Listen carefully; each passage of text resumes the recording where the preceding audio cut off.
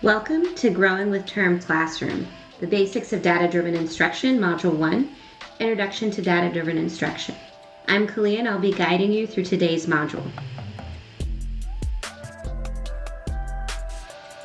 Here's the agenda for Module 1. First, you're going to take a course self-evaluation. Then we're going to look at objectives and standards for Module 1. You're going to take a pre-test self-evaluation for Module 1. Then we're going to look at defining what data-driven instruction is, or DDI. We're going to clarify DDI. We're going to go through the data-driven instruction inquiry cycle. We're going to talk about the 4 domains of knowledge, the rationale for using DDI, and the overview of course modules. We're then going to do a Let's Grow section where we're looking at a case study. You're going to wrap it up with a post-test self-evaluation and do some self-reflection. Then I'll provide you some helpful resources to begin your data-driven instruction journey. The first thing that we're going to do today is a course self-evaluation quiz. And don't worry, it's not graded. It's not something that you're going to turn into term. What it is an opportunity for you to self-evaluate on what you know and don't know about DDI. So once you take your course self-evaluation quiz, you're going to hold on to your answers. And then you're going to take the quiz again at the end of Module 7 or when you've completed the basics of data-driven instruction. And so it will be an opportunity for you to see how much you've grown and learned through this module. Now when you're ready, press pause, head over to Module 1 and take the course self-evaluation quiz. When you're ready to continue with the module, press play. Are you ready? The overall course objective: upon completing the Basics of Data-Driven Instruction course, you should feel confident engaging in the DDI inquiry cycle because you are growing the beliefs, knowledge, and skills necessary to use data ethically.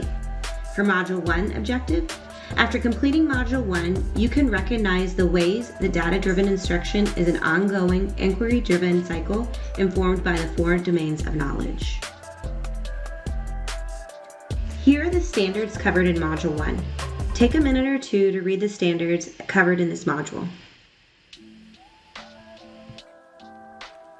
It's time for Module 1's pre-test self-evaluation.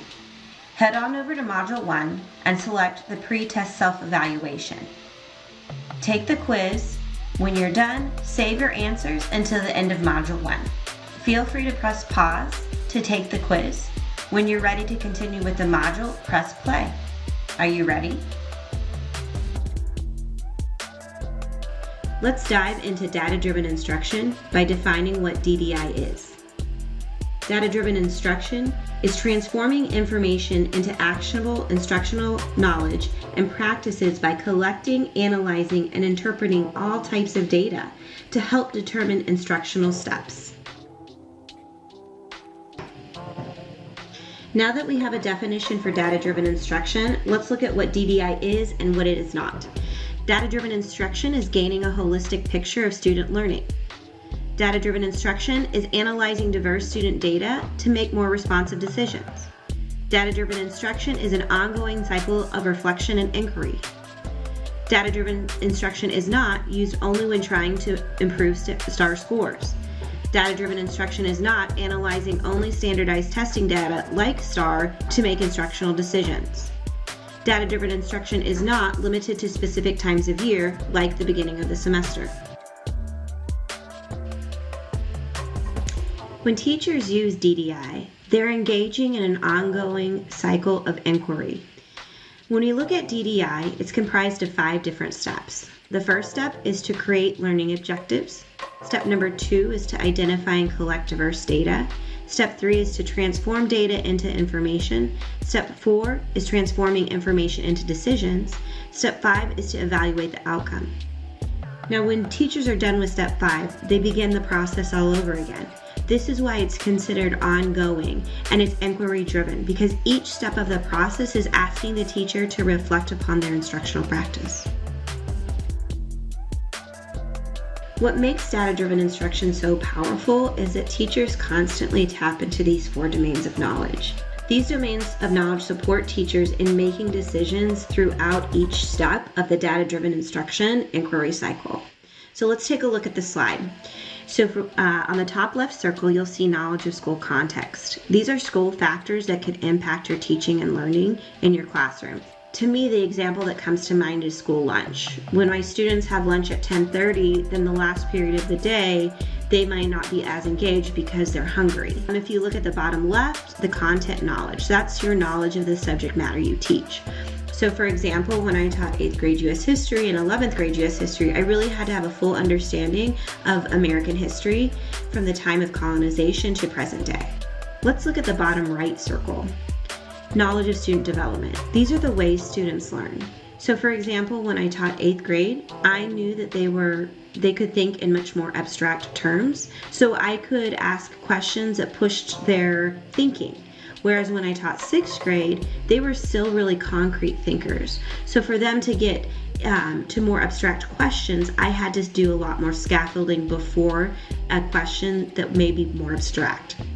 Let's look at the top right circle, pedagogical content knowledge. This is knowing how to teach your content. So for example, teachers know how to teach the content by selecting appropriate curriculum materials and instructional strategies. Teachers also know how to assess students' content knowledge, recognizing the way that students demonstrate mastery within that subject. So for example, as a social studies teacher, I wouldn't expect students to demonstrate their knowledge of the content using an algebraic equation. So it's not only knowing how to select materials and to teach the content, it's also knowing how to assess students to determine whether they've mastered the content. It's important to understand why teachers should use data-driven instruction. Here's what we know. We know that when a teacher uses different sources of data, they can gather complementary information that helps them better understand students and determine next steps. Therefore, the purpose of using data-driven instruction is to continuously improve, which can lead to student growth. But growth is not limited to students. A teacher's instructional practice can also experience growth. Therefore, the rationale for using data-driven instruction is because teachers and students can grow. Let's take a look. Pause Module 1. Go to Module 1 page and select Using Data to Support Teacher and Student Growth. When you're ready to continue, click Play. Are you ready? As mentioned earlier, when teachers use data-driven instruction, it gives students the opportunity to grow. Students can grow because they have a teacher who, 1, believes that diverse data can identify when students need more academic and non-academic support. 2, students can grow because they have a teacher who believes that all students have the capacity to learn. And 3, students can grow because they have a teacher who values providing students with multiple learning opportunities that address gaps in their knowledge and skills. When teachers use data-driven instructions, they can grow. Teachers grow because 1, they reflect critically on what does and does not work. 2, they understand that effective teaching is often about adjusting what and how they teach when they recognize students aren't learning. And 3, they believe that using data can help them reflect and adjust what they do. Now that we have a good definition of what data-driven instruction is and the data-driven instruction inquiry cycle, let's talk about what you're going to learn for the remainder of the modules. Now, if you notice, Module 2 through 6 are covering the 5 steps of the DDI inquiry cycle, and Module 7 is a little bonus for you, if you will. Now, in Module 2, we're going to talk about how to create a learning objective. Module 3, we're going to discuss how to identify and collect diverse student data. Module 4, we're going to look at transforming data into information. Module 5, we're going to be transforming information into decisions. Module 6, we're going to talk about evaluating the outcomes of those decisions. And finally, in Module 7, we're going to talk about the ethical use of data. It's time for Module 1 case study. Head over to the Module 1 page and select Mr. Berry. Feel free to pause the video so you have time to read the case study and think about the following questions. When you're ready to continue, press play and we'll discuss the questions. let's talk about question number 1. Now, Mr. Berry's goal for improving student performance and having his students be the highest performers on the district interim assessment and the state's achievement test is something that you can use DDI for, but it is not the only reason why a teacher would use DDI. One of the reasons why we use DDI is to understand what students know and can do in all areas, not just in the content that's going to be assessed on a state standardized test or a district interim test. And unfortunately, the way Mr. Berry was using DDI, it created a climate that didn't allow students to feel successful, and so it didn't support student learning. If you recall, Mr. Berry had students who were going to their parents and administrators saying that they just didn't feel like they could be successful in his class. And that's not what we want students to feel when they leave our class. Number 2. Now, the way Mr. Berry was engaging in the DDI inquiry cycle was really intense. He was collecting and analyzing data using Excel. He was adjusting all of his plans. Now, that's just not a sustainable practice. Unfortunately, I think Mr. Berry was engaging in the DDI inquiry cycle in a way that wasn't sustainable for him. Now, teachers should engage in the DDI inquiry cycle regularly, but there are ways to do so wouldn't require teachers to follow Mr. Berry's approach. All right, let's talk about question number 3. There's lots of recommendations that you could give Mr. Berry. Now, these are just a couple. Feel free to add more, or don't worry if you don't have these or if you have others. It's just that we want to think about Mr. Berry and his practice of using DDI. Now, the first thing I would recommend to Mr. Berry is to think about why is he using DDI. The purpose of using data-driven instruction is to support the whole student. We really want to understand what students know and can do and what they need support in, and that's the reason why we engage in DDI. The second recommendation I would have him think about finding more ways to engage in the DDI inquiry cycle that is sustainable and works best for his classroom.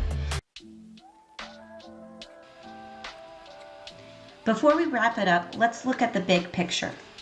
Remember, the DDI inquiry cycle is gaining a holistic picture of student learning. It's analyzing diverse student data to make more responsive decisions, and it's an ongoing cycle of reflection and inquiry. Now, in the DDI inquiry cycle, there are 5 steps. Step 1, you create the learning objective. Step 2, you identify and collect diverse data. Step 3, you transform data into information. Step 4, you transform information into decisions. And step 5, you evaluate the outcomes. It's time to self-evaluate. Head over to the Module 1 page and select the Module 1 Post-Test Self-Evaluation quiz. Feel free to pause the video to take the quiz. When you're ready to begin, press play. Are you ready? Did you discover that you learned something new? I hope so. Before we conclude, take a minute or two to reflect on the following questions. Number 1, teachers often engage in the DDI inquiry cycle without realizing that they are doing so. In what ways do you see yourself engaging in data-driven instruction? Number 2, is there a step or steps in the DDI inquiry cycle that you believe you're confident doing? As you begin your journey into data-driven instruction, I have included some helpful resources. These resources are designed to give you a better understanding as to the basics of data-driven instruction. Here's some food for thought. Fellow teachers and instructional coaches are great resources. Find a teacher or an instructional coach who is knowledgeable about the DDI inquiry cycle. If they are someone you trust, reach out and ask if they would be willing to support you in your data-driven instruction journey. This concludes Module 1 of the Basics of Data-Driven Instruction. Thank you so much for joining me today, and I look forward to seeing you in Module 2.